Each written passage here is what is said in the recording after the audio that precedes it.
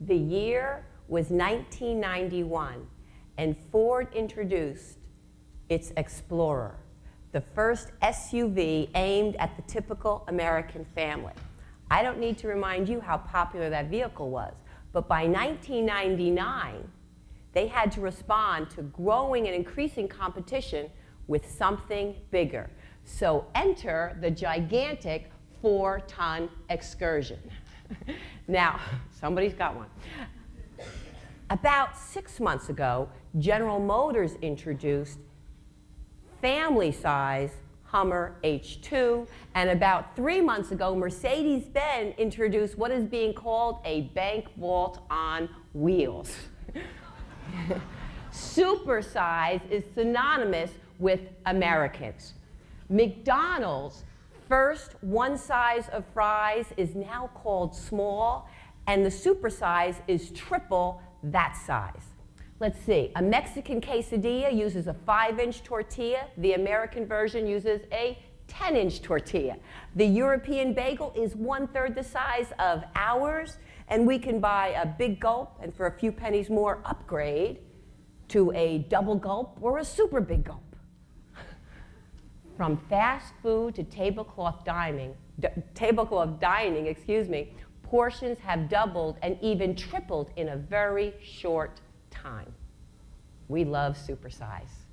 So it's no surprise we're also getting bigger. The average American woman wears size 12. Beautiful size 12. The bottom line is that when my mother was 20, the average woman wore size 10. And a couple generations before that, the average woman wore size 8. Finally, Tommy Hilfiger, Banana Republic, and even Ralph Lauren is getting smart and coming out with beautiful new fashion lines geared to half of the American female population, which are size 14 or larger. We're also getting bigger homes. In 1950, the average American home offered 290 square feet per person.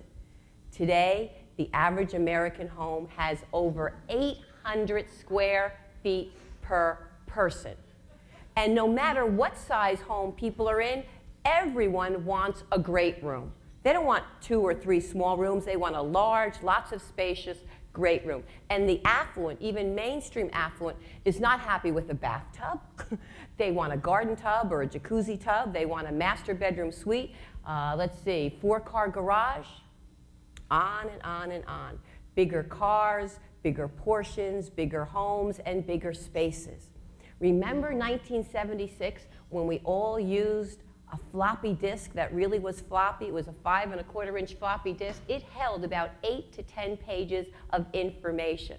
That was almost in a blink upgraded to a 3 1/2-inch floppy disk, which wasn't floppy at all. It's still not floppy. And it holds a megabyte of information, which is over 100 pages of information. Then soon after that, the zip disk came out, and that holds 100 megabytes of information. I don't know anyone that uses a zip disk with any frequency right now, because now we use a CD. A CD has 650 megabytes of information, and no one wants a computer today that doesn't have a gigabyte, which is 1,000 megabytes. IBM right now is designing a little handheld device smaller than a palm, and it's supposed to hold 100 million, not megabytes, 100 million gigabytes. For those of you that want to keep track, that's called a terabyte.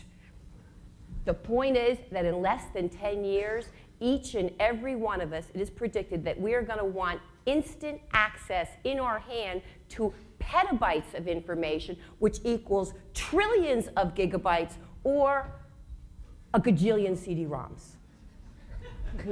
What is it? Why do we want all of this bigger and bigger databases of information in our hand? We want everything bigger. Bigger is an American obsession. We have monster trucks and grand arenas. We have the greatest show on earth. We have the super big gulp. We love big movies. We love big celebrities. We love big products because we want the most. We want the most life can offer. It's not about status. It's about wanting the best. And sometimes bigger makes a lot of good things better.